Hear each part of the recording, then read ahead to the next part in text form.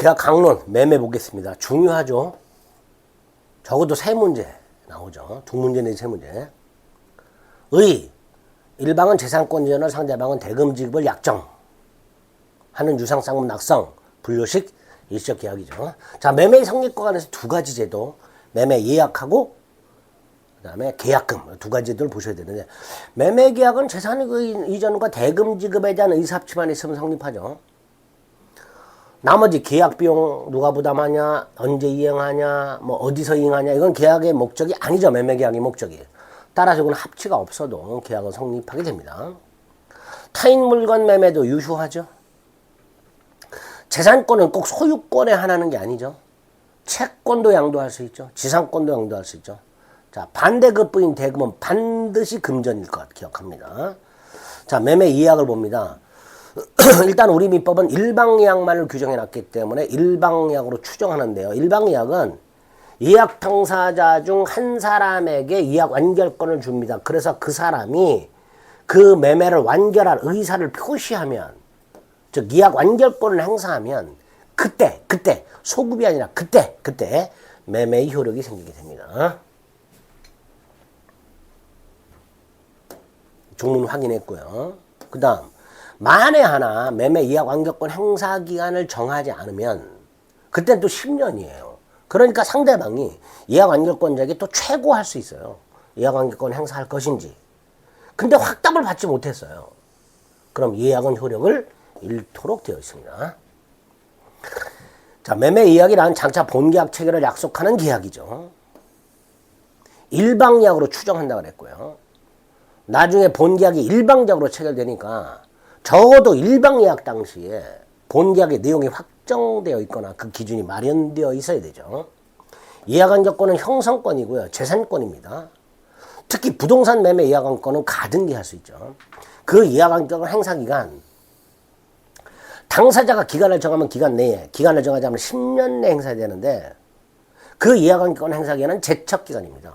제척기간의 특징 중에 하나가 뭐예요? 그 기간 도과 여부는 법원이 직권조사하죠. 문제는 예약완결권 행사기간을 당사자가 약정할 수 있잖아요. 근데 여기에 기간을 약정할 때 아무런 제한이 없어요. 그러니까 20년으로 약정할 수 있느냐? 있습니다. 예약완결권 행사기간은 당사자가 약정할 수 있을 때 10년 넘지 못한다. 이런 게 없어요. 그러니까 예약완결권 행사기간을 20년으로 정할 수도 있고 15년으로 정할 수도 있어요. 근데 정하지 않으면 10년이 되는 거예요. 정하지 않으면, 기간을 정하지 않으면. 그다음에 이제 계약금을 봅니다. 매매 따위를 체결해서 일방이 타방에게 후보하는 금전 기타 물건이 계약금이고, 따라서 계약금은 금전이 아닌 경우도 있죠. 그래서 계약금은 일단 매매에선 대금 일부가 아니고요. 계약이 이행되면 만한이 원칙이라는 거 잊지 마세요.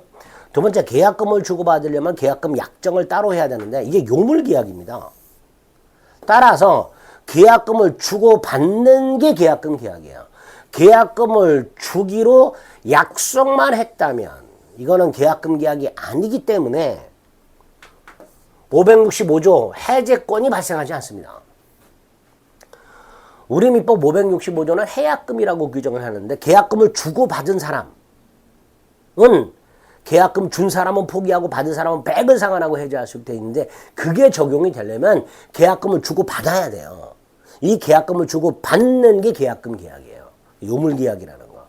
따라서 계약금을 주기로 약속만 했다면 계약금 포기 또는 백 상환에 의한 해제권이 발생하지 않습니다. 따라서 계약금을 주기로 약속했다. 계약금 계약은 성립하지 않았다. 그죠? 따라서 설령 계약금을 주지 않는다 하더라도 채무 불이행이 아니니까 주계약을 해제할 수 없다. 이렇게 되겠죠. 자, 요물계약인 거 잊지 마시고, 매매계약에 부수하는 종된 계약이죠. 따라서 매매계약이 실효되면 계약금 계약도 실효되겠죠. 독립한 계약이죠. 따라서 반드시 매매계약과 동시할 필요가 없죠. 이렇게 되죠. 계약금의 성질, 증약금이 최소한도의 성질이고요. 민법이 부여한 게 해약금이니까 계약금은 해약금으로 추정하고요. 그 다음, 당사자가 특약을 하게 되면 위약금의 성질을 갖게 됩니다. 특약을 하면. 그리고 위약금 특약을 해서 위약금의 성질을 갖게 되면 두 종류가 있어요. 하나가 손해배상액의 예정이고 또 하나가 위약벌입니다. 손해배상액의 예정이면요, 따로 손해배상을 청구를 못해요. 위약벌이라면 따로 손해배상 청구할 수 있습니다. 어쨌든 위약금 특약이 있다면 두 종류 중 그 중에 손해배상액의 예정으로 추정을 합니다. 손해배상액의 예정으로 추정한다. 자, 위약금이 되려면 반드시 위약금 약정이 있어야 된다 그랬잖아요. 따라서 계약금을 주고 받았는데 위약금 특약이 없다면 매수인의 귀책사로 해제되었다 하더라도 매도인은 실제 손해를 청구할 수 있을 뿐 계약금이 위약금으로서 갑에게 당연히 귀속하게 되는 것은 아니다. 그죠? 위약금 특약이 없으니까. 그 다음 해약금은 뭐냐? 계약금을 주고받은 양당사자에게 해제권이 하나씩 생기는데 그 해제권을 언제까지 행사할 것인가? 당사자 일방이 이행에 착수할 때까지. 이행 착수가 뭐냐? 문제가 생기겠죠. 어떻게 행사할 것이냐? 교부자는 포기하고 수령자는 배액을 상환하고 해제할 수 있다. 이게 해약금입니다. 이게. 자, 그럼 방법을 봅니다. 교부자는 포기하면 되죠. 수령자는 배액을 상환해야 되죠. 자, 여기서 몇 가지. 상대방이 안 받는다 해서 공탁까지 할 필요는 없다. 두 번째, 계약금을 1,000만 원으로 약속했는데 200만 원만 지급했다. 자, 매도인은 배액을 상환하고 해제할 수 있다고 칠 때, 설령 배액을 상환하고 해제했다고 전제할 때 그 기준이 뭐냐? 지급받은 200만 원이 기준이 아니라 지급하기로 한 1,000만 원이 기준이 된다. 거기 3번. 이행 착수는 뭐냐? 이행 준비만으로는 부족하다. 이행 제공에는 이르지 않아도 된다. 즉 이행 준비 이후 이행 제공 전, 요게 이행 착수다. 둘 중에 하나라도 이행 착수하면 더 이상 계약금 해제권은 안 된다. 따라서 매도인이 전혀 이행에 착수하진 않았지만 매수인이 중도금을 지급했다. 이게 대표적인 이행 착수예요. 결국 매도인도 매수인도 계약금 해제할 수 없다. 이렇게 되겠죠. 자, 이행 착수, 이행 준비 이후, 이행 제공 전. 자, 여기서 이행 착수에 해당되는 거, 전형적인 거, 중도금 지급, 등기소 동행 촉구, 하나 더, 매수인이 제3자에 대한 채권을 중도금 지급 대신 매도인에게 양도하고 그 자리에 이 제3자인 채무자가 참석. 이것도 이행착수다. 채권양도 제3자 참석 이렇게 나오면 이행착수다라고 생각하시면 돼요. 반면에 이행착수 아닌 거 두 개. 토지거래 허가를 받은 경우, 잔대금 지급을 구하는 소송을 제기한 경우 둘 다 이행착수 아니다. 이행기 전에도 이행착수할 수 있다. 뭐 이런 것들이 이행착수하는 것을 기억나시면 됩니다. 해제 효과. 계약은 소급해서 소멸하지만 두 가지. 원상회복 의무 없고 손해배상 청구하지 못한다. 이렇게 되겠죠. 그 다음 계약금을 주고받아서 계약금 해제권이 있는 상태에서 그 상태에서 어느 일방의 채무 불행이 있으면 법정 해제권은 따로 생기겠죠. 그러니까 계약금이 교부되어 있는 경우, 즉 약정 해제권이 유보되어 있는 경우에도 채무 불이행에 의한 법정 해제권의 발생에 아무런 영향을 미치지 않는다. 이런 표현이 나올 수 있겠죠. 계약이 이행되면 계약금은 반환이 원칙이라고 그랬습니다. 자, 몇 가지 추가적인 거. 매매 계약 비용이라고 해서 세 가지가 나오죠. 측량 비용, 감정평가 비용, 계약서 작성 공증 비용. 누가 부담하느냐? 약정이 없으면 균분 부담해라. 이렇게 생각하시면 됩니다. 매도인의 의무, 재산권 이전 의무 중에서 과실치 조심합니다. 매매계약이 있고 난 이후에, 매매계약 후에 발생하는 과실. 예컨대 아파트 매매계약 이후에 발생하는 월세. 누가 수취하는가? 원칙, 인도 전, 목적물, 인도를 기준으로 등기가 아닙니다. 인도 전 매도인, 인도 후 매수인이 수취. 다만 인도 전이라도 매수인이 대금을 전부 지급했을 때는 매수인이 수취. 그거 조심하시면 되고요. 과실수취. 반면에 매수인은 물건을 대금을 지급하기 전에 인도를 먼저 받았다. 그럼 과실수취하잖아요. 인도 받았으니까. 그러니까 그 받은 납세 이자 지급하라. 이렇게 되는 거고요. 매매계약을 하고 난 이후에 목적물에 권리주장자가 있을 때 매수인은 대금 지급을 거절할 수 있고, 이때 매도인은 상당한 담보를 제공하고 대금 지급을 청구하거나 대금의 공탁을 청구할 수 있다. 이렇게 되겠죠. 대금 지급 거절권. 매수인은 목적물 수령 의무가 있냐? 뭐 있겠죠. 수령하지 않으면 지체가 되겠죠. 그 다음 매도인의 재산권 이전과 매수인의 대금 지급은 원칙적으로 동시행관계니까 어느 일방의 이행기한만은 정해놨다. 상대방도 동일기한으로 추정한다. 이렇게 되겠죠. 대금 지급 장소, 원칙적으로 약정 장소가 있으면 그 장소, 약정이 없으면 매도인의 현 주소지, 약정, 대금 지급 장소 약정이 없으면 원칙이 매도인의 현 주소지. 단 인도와 동시에 지급하기로 했을 때 이게 예외가 되는 거예요. 이때는 인도 장소. 그러니까 대금 지급 장소를 정하지 않았을 때 원칙 인도 장소라면 큰일 나요. 원칙은 매도인의 현 주소지고요. 인도와 동시에 지급하기로 했을 때 인도 장소다라고 생각하시면 됩니다. 자, 담보책임. 담보책임은 간단하게 앞머리 따서 외우자 그랬죠. 매도인이 재산권을 제대로 못 넘겨주거나 재산권은 넘겨줬는데 목적물에 물리적 하자가 있는데 매도인에겐 아무런 귀책 사유가 없을 때 매도인이 책임지는 법정 무과실 책임을 담보책임이라 하고, 자, 매매 담보책임은 5가지가 나오죠. 대금감액 청구권, 계약해제권, 손해배상 청구권, 출제액 상환 청구권, 완전물 급부 청구권. 자, 5가지가 나옵니다.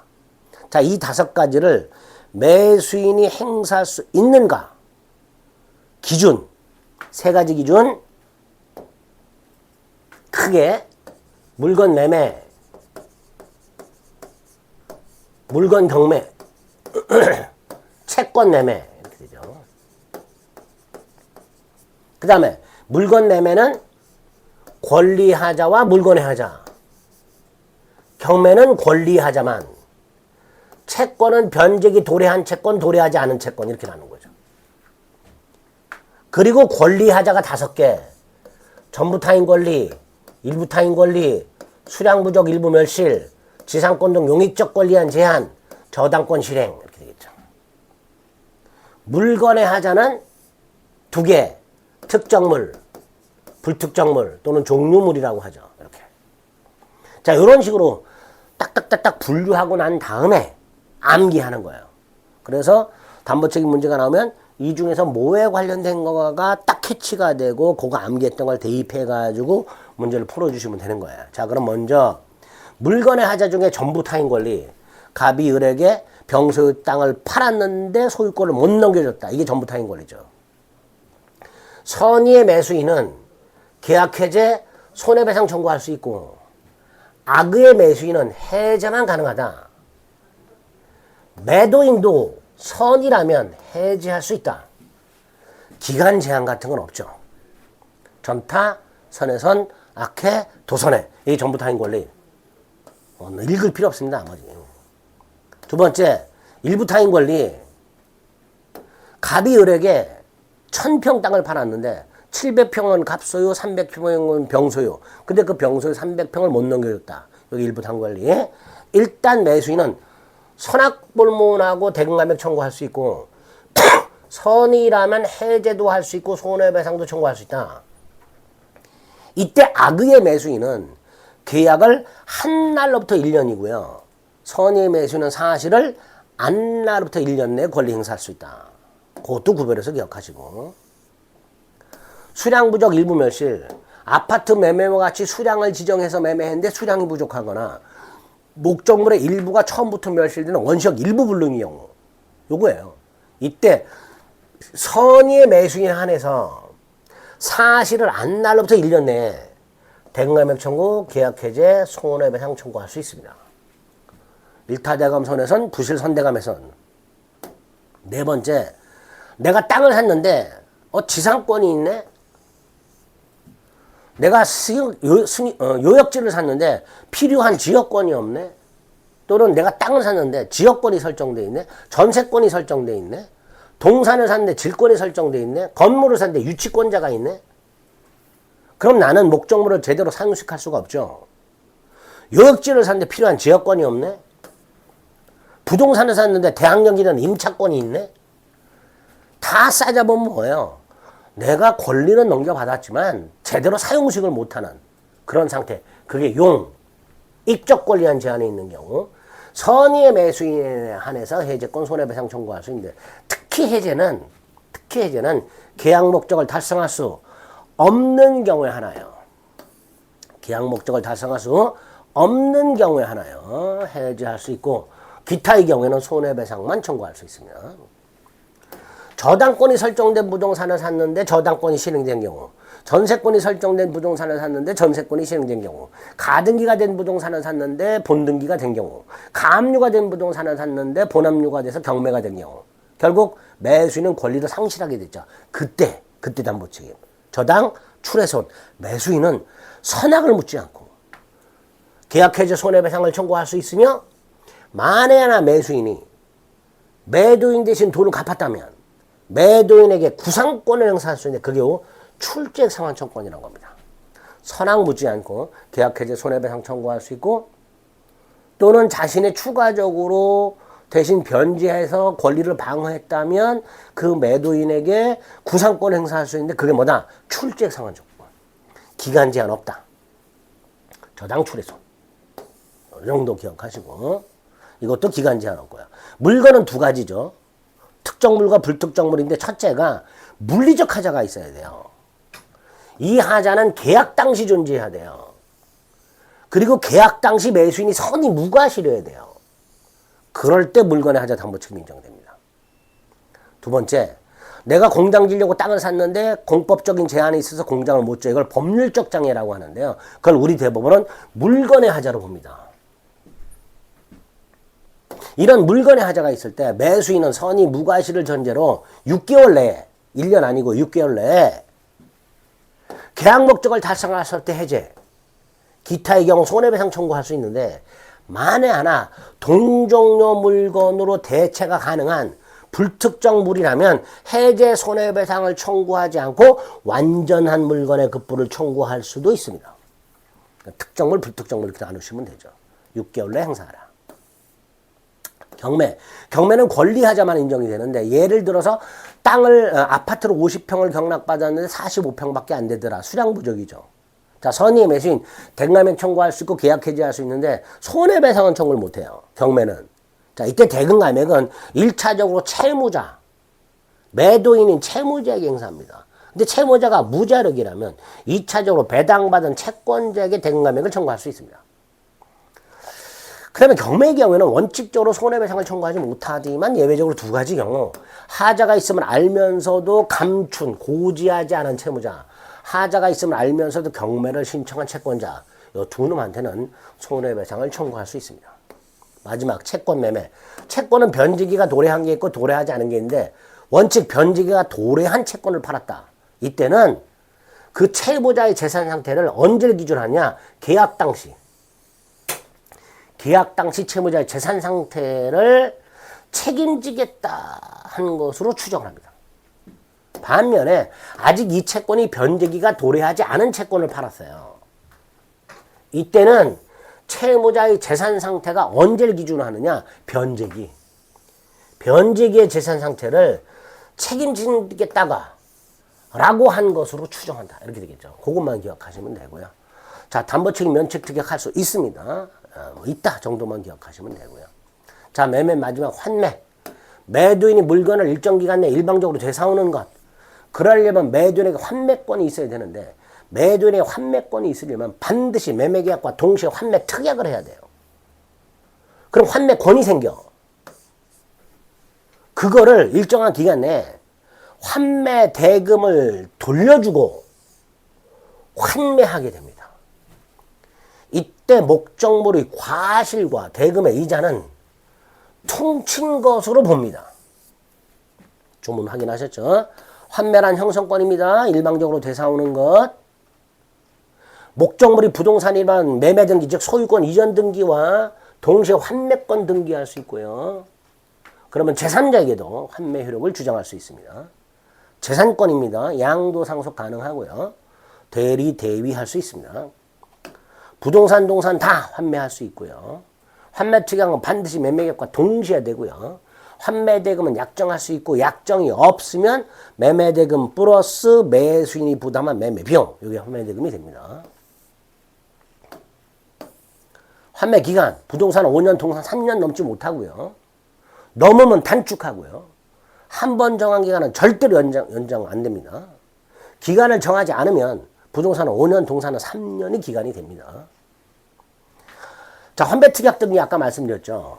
갑과 을이 매매와 동시에 환매특약을 하고 을에게 매매 등기, 즉 소유권 등기하면서 동시에 매도인에게 환매권 등기해 두면 설령 을이 중간에 병에게 팔았다 하더라도 갑은 제3자에게 환매 효력을 주장할 수 있으니까 갑이 환매권 행사해서 소유권 등기를 되찾아가면 제3자 권리는 소멸하게 됩니다.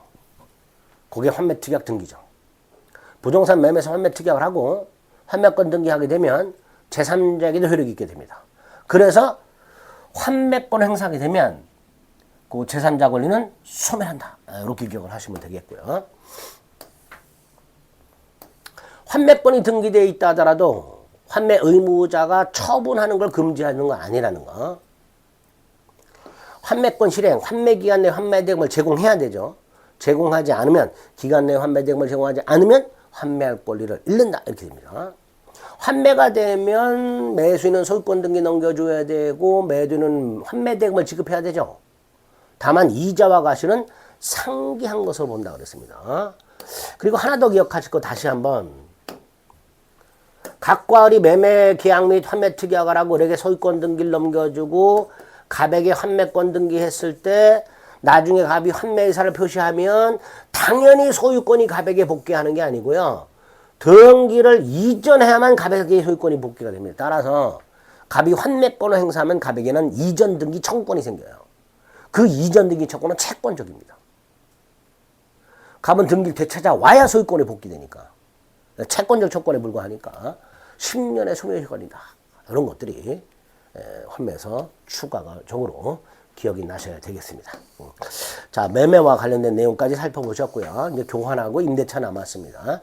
시간을 좀 달리해서 살펴보겠습니다.